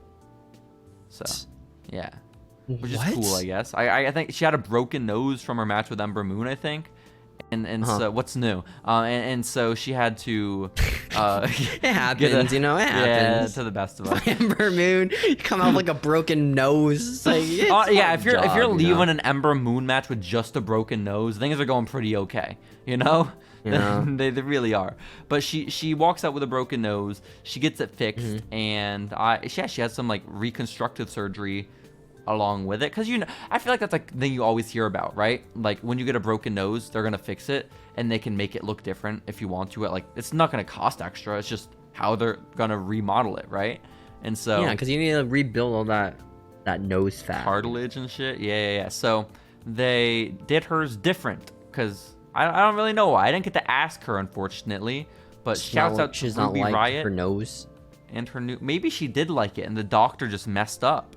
You know? Oh, poor Ruby. Maybe that happened too. We don't know. That's crazy, dude. What a good return. How was reaction? A great return. Well, it was raucous, as I believe she came out. Speaking of reactions, with thunderous applause. Okay. Last Friday on SmackDown. Day and now. Oh. Was like doing this promo against Damage Control. It was damage. It was. And she's like, control. "I'm gonna beat you up. There's 1, 2, 3." That's pretty fair enough. That's what she says, right? Yeah. Well, Liv Morgan, a lot of people don't give her credit. She's really good on the microphone. Great actress, that Liv Morgan. She was on Chucky. More acting prowess than most wrestlers on the roster. Exactly. Kind of crazy. Exactly. Then she runs into the ring, right? And she gets beat up by 3 people, right? But they weren't Damage Control. They were 3 fans. That's wild. He's really confused, you know? And then the segment got really confusing because Damage Control was like, "Oh shit, our real life friend is getting beat up." So they helped Liv Morgan, and then they proceeded with the segment anyway. Yeah, and then they beat her up. It was really confusing. And then you hear the theme song. Of Yoshi Tatsu's music hit, and the crowd's like, "Holy shit, Yoshi Tatsu's back! Let's go!" And then there was a collective groan when they all realized it was Tegan Nox with rainbow hair. I like tough. Tegan Nox. I just never see her wrestle because she's always like injured, you know? Yeah, I mean, I couldn't even say I like Tegan Nox because like I never seen her wrestle because she's always injured. Yeah. Didn't she get injured during the Mae? Like she was supposed to fight in the Mae Young. Yeah, she got injured in Mae Young. And then she showed up in the next Mae Young and then got injured like a match in. That's crazy. And then she was in NXT and got injured.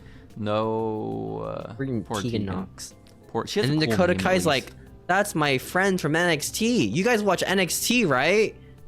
And the crowd's like, "Yeah." Well, it's not like that's my friend from NXT. It's like, that's my ex-friend from NXT that I kicked in the face. That's my lover. Oh, wow. Shayna Baszler came out. Oh, okay. Never mind. My bad. I don't know Damage Control. I said I didn't care about them. You care about Damage Control? Steven, I don't care about wrestling. I don't know if you've caught on to that fact. That's crazy. Yeah. Wrestling podcast, you know? Yeah, I mean, it's kind of wild. It's not. It's not. I don't know. Damage Control's cool. Like, I like Dakota Kai a lot. I love Bailey. I like Dakota Kai. Who else is in the group? Io. Io's cool, I guess. Nikki Cross for some reason. I don't know why. Nikki Cross is in Damage Control? She's in War Games. That's a little different. But Nikki Cross I loved when she was in Sanity, and it sounds like she's back to her Sanity. Hey, speaking of Sanity, you know who might be coming back to the Fed? No, I don't. But even before we even get to that, I have some really bad news. Okay, I have really sobering news that we maybe should have started this subject or this segment with, like as we tend to do with deaths in the wrestling world. As Eric Young was murdered. What? Eric Young did get stabbed to death on TNA television this week, which is really sad news to report. How do you bring people back? Condolences to the family. Like, why did they burn these bridges? I don't know. Eric Young is like a fixture of TNA, and they killed him off. Like, Mickey James was thrown to a train, and Eric Young's been like shanked. These are 2 of the biggest stars in TNA history, and they've been murdered. Is the sad thing. So why did they do this? I don't know, man. But yeah, poor Eric Young. He's passed away. But what news did you have, Steven? R.I.P. I saw an interview article title where Colt Cabana talked about him meeting Sting at an airport layover, and they talked for 2 hours there. And then months later, when Sting got signed to AEW, he's like, "Yo, what up, Sting? It's me, Colt Cabana, baby. Remember me?" And Sting's like, "Were you?" How is that story about someone returning to WWE? Oh, no, I was gonna talk about Eric Young, but he got murdered. Oh no, that's so he was planning to come back to WWE and then he was killed right before. That's so sad. Like, oh shit, you can't have Eric Young. We need him. What a tragic turn of events in that man's life. Rest in peace. Okay. That's sad for Colt. Boom Boom Cabana. Or Boom Boom. Yeah, that's so sad. But who, honestly, in 20 years from now, who are we going to be talking about? Sting or Colt Cabana? I know personally, I'm going to be talking about Colt Cabana and his podcast. About his podcast, baby. Yeah. Precisely. But where's Undertaker's podcast, you know? Or Sting's podcast? I forgot Undertaker had a podcast. Holy shit. Why? It was called, like, Talkin' Pod? No, what was it called? Wait, what was his catchphrase? Undertalker? Undertaker. No, not Undertalker. That's horrible. Why would you say that? That's really good. Not Undertalker. Undertalker's such a good podcast name. No, it wasn't. Shit. Talking about. What was it, like stomping holes and taking graves? Some shit. It was a really bad title for a podcast, but it's whatever. I can't remember it. Digging holes and Dead Man Talking. Dead Man Talking is what it was called. That's a pretty good name. Undertalker is better. I'll be honest. It's me, the Undertalker. I'm gonna talk. Shit. I don't even know if the Dead Man Talking podcast even came out. Like, I remember it being announced, but did it ever even happen? Dude, the thing about wrestlers, like, you retire from wrestling, right? You get two options. Podcasting or drugs. Or drugs. These really are the two pipelines. It's very sad. Unless you're a female wrestler, and then fitness modeling is the other pipeline. Fitness modeling or drugs. And also, those aren't mutually exclusive. You could probably be a fitness model who also does massive amounts of cocaine. Yeah. So the options are open. Okay, the field is rumors. Another rumor of another return of WWE. Triple H. Triple H is returning to WWE? No, he's been saying, you know. It wasn't even Triple H. It was just some dude on the internet. I don't know. He's like, WWE are interested in re-signing Chelsea Green. Isn't that news from like a month ago? Yeah, it's never happened. I'm still waiting for that return, man. Yeah, on the edge of your seat. You just can't hold it in anymore. You're excited. I came in for the Chelsea Green to come out, and the crowd goes like, woo. Woo. Fuck yeah, I love these debuts, because why all these debuts run-ins? Bro, I don't know. The one debut, like the return that I did hear about this week is fucking William Regal. Because if you watched AEW Dynamite this week, Steven, William Regal has been inserted into the main event title picture, helping MJF win the main event. Is it the main event? Aren't they the mid card? Wasn't the main event the Elite? The main event, the Elite were in the opening match of the pay-per-view. Oh, what pay-per-view? I thought about like Dynamite. Oh, no, I mean like the main event scene, man. You know? The Elite are the main event scene. No, they aren't. They're fucking fighting for the trios titles. Okay? That's the most important title, dude. Honestly. That's why they do it 7 times. You're right. You're right. Can we wait for that? Like they're like down like three matches and they win 4 in a row. Be awesome. Comeback of the century, dude. Actually, that is some slander, Steven. The trios titles are not the biggest ones in the company. The biggest championship in that company is the All Atlantic title. Okay? Wow. I don't know if you heard, but QT Marshall is getting a shot at it this week. So holy shit, this is crazy, dude. Buckle up, Steven. Holy shit. But this is when QT Marshall is getting a title shot and it's not even unreasonable. Like, it's not novelty. You have too many titles. Like, there are just too many. What do you mean? Then Hikaru Shida's gonna be on Rampage defending some belt from Japan. That's not even like an IWGP title. And it's like, why? What belt is the FTW belt from? Where is that from? That's from Fuck the World. What do you mean? The Fuck the World title, baby. Yeah.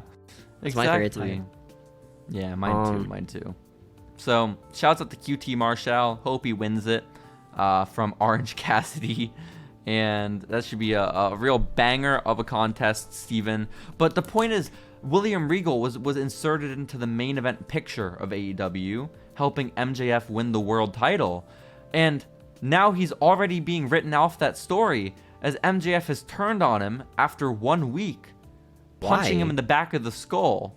And, well, that's the big question. Is the why because it's for storyline, or is the why because William Regal's going back to WWE? And was that a thing? That's a big rumor right now, is that William Regal's going back to WWE. That's really funny, actually. And then one person online was reporting that it's because William Regal, when he signed on, put a clause in his contract that if Triple H takes over, he can go back to WWE. Which there's no way that's a thing. A year ago, William Regal said, he's just well, in big case, brain, you know, just in case Triple H will take over, I will become a. William Regal turned Italian and used the mob to take down Vince McMahon. This is so sad. He was the one who leaked the pictures. It was William Regal. He leaked the news about Vince to the news. What pictures of Vince leaked? Oh. Are there naked pictures of Vince that I'm missing? Honestly, Steven, send them to me now. If there were, I'd probably look for them. I'm gonna be honest here. I'm not ethical at all. I'm looking for those pictures of Vince. Listen, if Vince McMahon has a dick pic leak, okay, one, he's probably responsible for it. Like, he probably wanted it to be leaked. And it's two, like physical too, right? Like on a Polaroid or something. Yeah, sure. But also too, there's a Ghastly in the background. He's playing Pokemon Go. But no. I would think even if it comes out without his consent, he's the type of guy who would be like, I think he's very proud of what he's packing, and he wouldn't be upset that people are seeing it. You know, his worded penis. Yeah, it's especially vascular. Speaking of signings, I had an article that said WWE has signed a new wrestler this week. Oh my goodness! On Monday Night Raw. Dexter Lumis is now on Raw. Isn't that crazy? He's been signed. He on Raw for like 7 months? He wasn't contracted. This is some AEW shit, okay? This is some AEW bullshit. Like, oh, we're signing Powerhouse Hobbs and fucking... Listen. That's fucking crazy. Listen. Shut up, okay? He's been there. Fuck you. Fuck you, Triple H. This is the worst move you've made since joining the company. God. No. So the worst move is like fucking Tegan Knox, dude. No. Or Candice Tegan. Who's Tegan Knox? Candice LeRae or Tegan Knox? I think Tegan Knox is gonna be the CM Punk of their locker room. She's gonna be a drag for everyone. Okay, she's gonna make it miserable, a toxic work environment. Don't people like Tegan Knox? I don't know. You know, once they like sign, if WWE were to re-sign Leo Rush. Where do we go from there? You know? Like, think about like Stephanie. Triple H is like in Stephanie's like room, right, or like bedrooms. Like, hey, Steph, babe. There's this guy I used to work with, right, named Leo Rush. Would you like sign him, maybe, Steph? Like, Hunter, Vivek. We've been signing like fucking Tegan Knox, dude, and Mia Yim. We don't have enough money left for Leo Rush, is what they're gonna say. We're not as we all know, he came to collect, and so if they can't provide, Stephen, Hunter, we just signed Kathy Kelly. We don't have enough money for these people. No, Kathy's getting those big bucks. You know the money she was making from being an Instagram influencer. You know, and her OnlyFans NFTs. Who the fuck was the asshole who said that WWE doesn't have one attractive non-wrestler on their roster? I think was it Vince Russo maybe? I think Vince you don't Russo have wait, what? Vince Russo said that there's not one attractive non-wrestling personality in WWE right now. But there's they literally only hire people who are attractive. So that's the only qualification for the job, unless you're like I'm not gonna say broadcaster. But yeah, well, for the broadcaster, you just got half the job is being pretty. Name one ugly broadcaster they've hired in the last 10 years that isn't Mauro Ranallo. Okay, I think Sam Roberts is a beautiful man, but also he's not under contract. He's paid per appearance like a TNA performer. Okay. Look at this Cope right here. Cope. Listen, dude. Listen, Sam Roberts shaved his head and grew a beard. He's not as ugly as he used to be. Now he looks like Jon Moxley, and he's awesome. Exactly. But no, like, look at the feet. Also, Vince Russo wasn't talking about the men, to be fair. I don't think Vince Russo would just being a womanizer, you know, bro. Well, something like that. And but like, is he just upset that Charlie Caruso is gone? Because I get that. I am also upset that Charlie Caruso is gone. I can't lie. Did she quit or like no show? No, ESPN hired her, which I would also take that over WWE. That's what Renee Young wanted, right? She's like, oh, ESPN's calling me, guys. Man. You know? ESPN, yeah. Poor Renee. Renee got railroaded by her husband, honestly. She did. Fortunate. She did. I know. But Steven, we need to talk about what's coming up next week on SmackDown, okay? Because it's big. They are going to be in Philly or something. I think maybe Philadelphia. Philly? And that is the hometown, or if it's not, wherever they are going, is the hometown of a WWE Hall of Famer, who is known for pouring milk all over himself and coming when he sees the Undertaker. Do you know who I'm talking about? I know. What? Who could this be? You can make a TikTok about him and he'll like it. The birthday of a wrestler who nearly died in 2015 after developing fluid on his spine. This is a wrestler who has interacted with the Following Lucha podcast on Instagram. Twice, Steven. The first time he shit on us, you know? It was awesome. SmackDown. I don't even know who you guys are, for one. SmackDown next That's such a week. random thing to put in, like, mid-sentence. Who are you? It's going... I love him. SmackDown is going to be fucking good. The birthday celebration of Kurt Angle. Yo. Awesome. Why? Wait for his son to debut. Mark Angle? I love him. Oh, that Mark, man. Yeah, he's pretty cool. Which wrestler is going to debut next week in a run-in from NXT? I bet it's Bronson Reed. You know what they should do, Steven? If Bronson NXT Reed's gonna was join LA Knight. Shut the fuck up about Bronson Reed. I don't ever want to hear his name again in my life. Okay? Dude, if Bronson Reed like legit returns, I'm just. Is that worse than Leo Rush returning? Yeah, that's worse than Leo Rush is like, cool. Bronson Reed is not. Leo Rush has like swagger, you know? Exactly. Like, he's legit really cool. Yeah. Exactly. Yeah. What's it? Lashley. Exactly. Hit him with the pose. Yo, with your favorite pose. How is that a gimmick that Leo Rush would come to the ring, say, Bobby, hit him with your favorite pose, and Bobby Lashley would point at his ass cheeks, bent over. That's wild. Leo Rush, so he was like 2 foot tall. I was like, this is my boy right here, dude. This is my guy. Bobby Lashley went on to become champion. This was, oh my god. I was gonna say a cool gimmick could be if NXT was still pre-recorded, like they still did it like months in advance. What if they had pre-recorded a whole bunch of shit with Ezekiel before Elias came back, and so you could have Elias on the main roster at the same time as Ezekiel performing at NXT. Yeah, just double time, dude. I'm sorry. To like really like pull the gimmick, trick some fans. Trick. No, Ezekiel died in canon. How? That's not a joke. Apparently Kevin Owens like injured him so bad he just cannot wrestle anymore, like ever. No. I know. Depressing.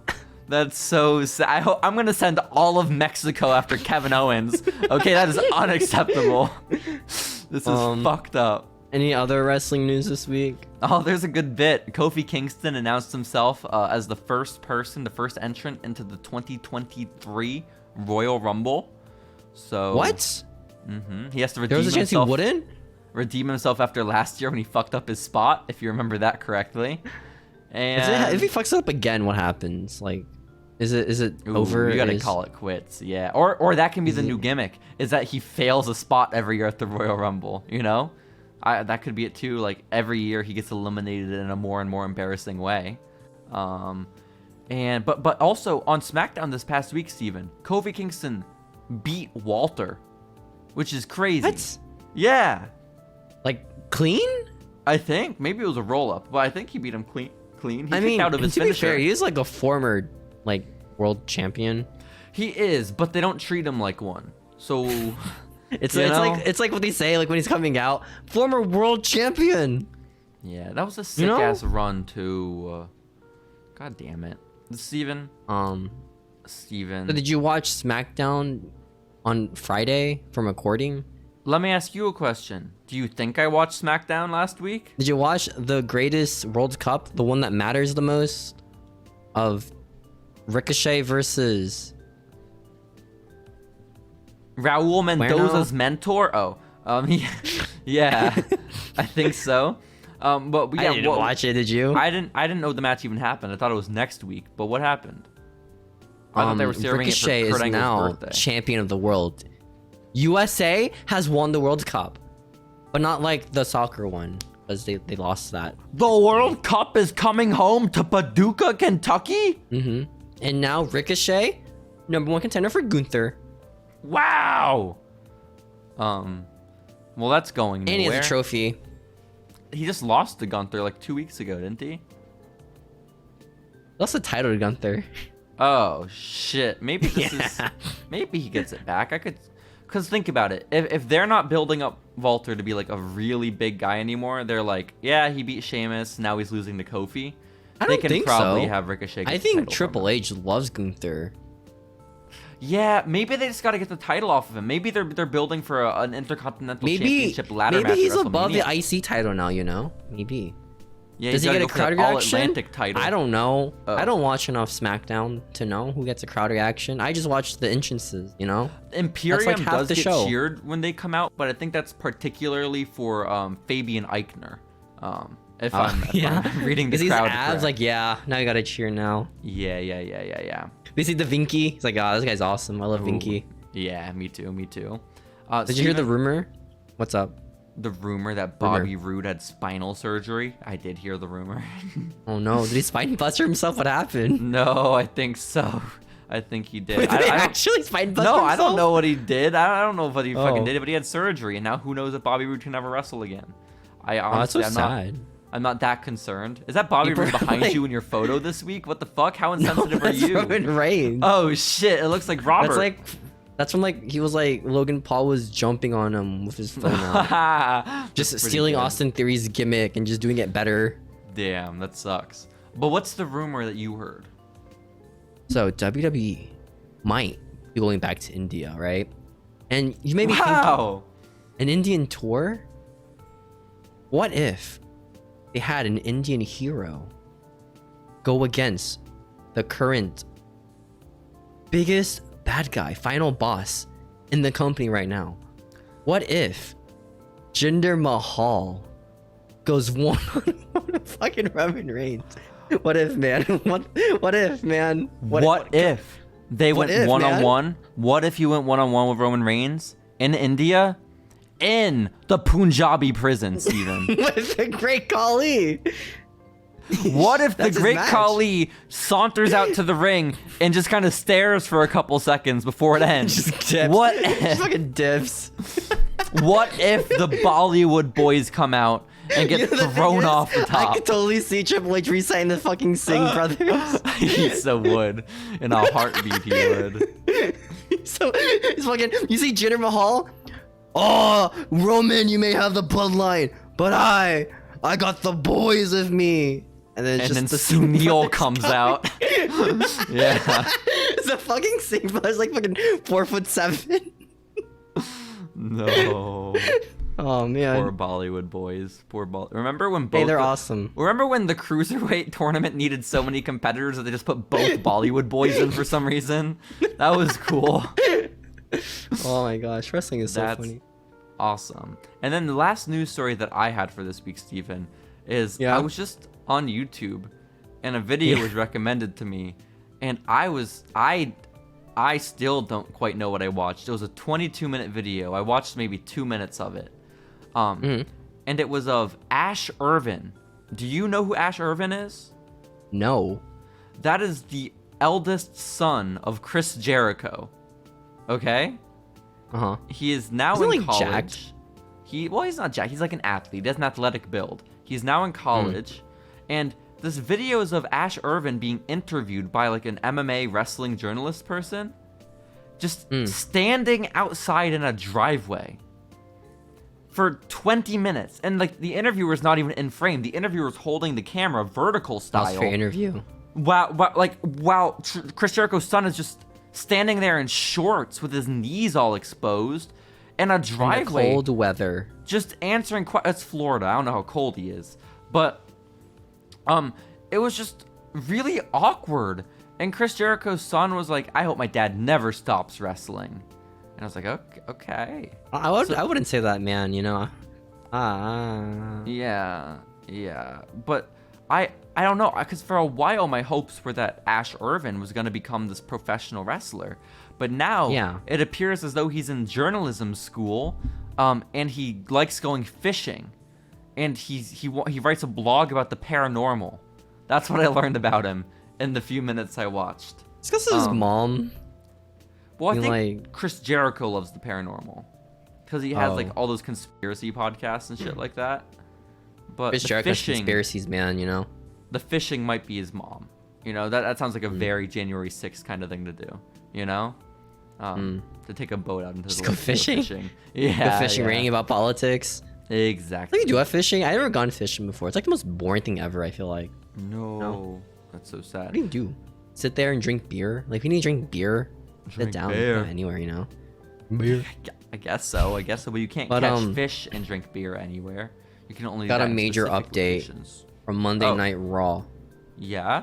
Is that a pun? Did Zack Ryder return? So, the reason why The Miz was getting beat up by Dex Loomis, because he owed him like a bunch of money. Because I guess Ciampa got like injured, so they couldn't like use him anymore for the storyline. They wanted to, yeah. Yeah. So Dex Loomis, he's like contract, right? And then bald GM guy's like, hey Dexter, here's a bunch of money that The Miz owed you, right? It's just a bunch of $100 bills. And then Dexter's like, all right, cool. I'm gonna give some to children, right? He walks around the arena giving money to like little children, and people are like trying to grab money from him. Yeah. And people are like trying to grab these aren't it, like Shane O'Mac bucks. Dexter. No, these are. I don't know. Well, that's the thing. There's this one kid, right, who takes the money from Dexter. Yeah. Immediately, he puts it up to the light and just like tries to see if it's real or not. Wow, good for that kid. But that's not all, because the same kid, he has the bill, right, and the Miz just yoinks it from him. Like the true fucking heel he is. That's awesome. It's so good. Oh my god. And wait, did Dexter divvy out to a bunch of people the money? It's like 5 kids. And the Miz take it from all of them or just the one? That's the one kid that fucking put it at the light. Yeah, that's really funny. Damn. I don't know. Did Dexter give him another one? Because I really hope not. Gargano came out, super kicked the Miz, and then gave the dollar back. So I kind of stopped caring. Gonna be honest. So sad. Yeah, that's fair. I would have loved it. Johnny Gargano could have got me to really like him for the first time in my life if he had just pocketed the 100. That would have been awesome.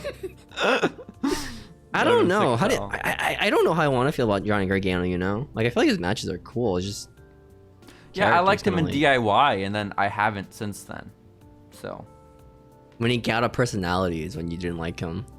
Well, like, his personality sucks, you know? Which is... It's Triple H's boy. They're building up for fucking WrestleMania 58. Ciampa versus Gargano, Universal title. If it makes you feel better, I do like Ciampa a lot. It's just... Gargano I could do without. Ciampa's so funny. Ciampa's sick. Ciampa's sick as hell. But Steven. Is that it for That's all I have for the current events, if it's all you have for the current events. Yeah? Yeah. Oh, okay. Yeah. Well, next week we'll be back with more Following Lucha. The penultimate Lucha is actually the episode we'll be back with. But until then, guys, like us on Facebook, follow us on YouTube. Take care. Spike your hair. Woo woo woo.